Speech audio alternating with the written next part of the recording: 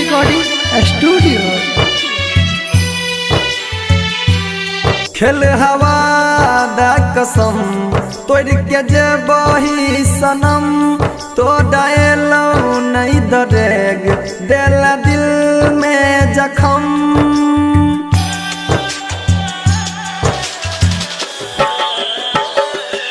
खेल हवा दा कसम तोड़ के जे बही सनम तो डायलो नहीं दरेग देला दिल में जखम।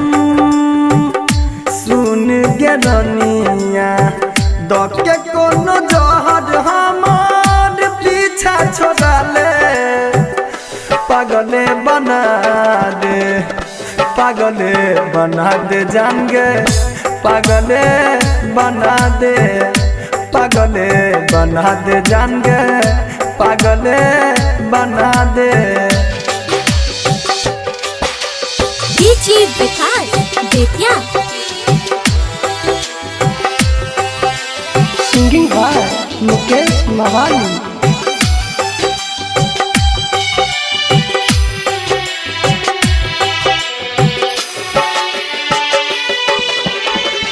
नहीं जाने लगे तोहर जुदाई कत जेते मार दे कोनो मंतर ई दिल तोरा भुला देते।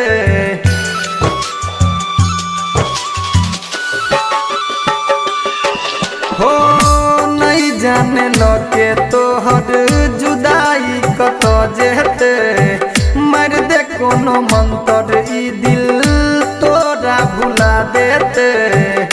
तोहर जुदाई सही नहीं देबो हमरा भी रुला ले पागले बना दे पागले बना दे जान गे पागले बना दे पागले बना दे जान गे पागले बना दे।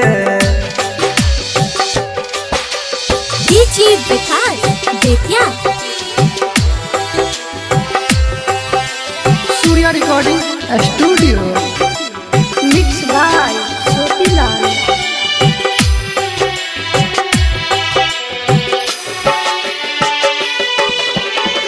मिले लो कि तोरा हमरा दिल के कना देना बचपन के प्यार हमर पल में भुला देना।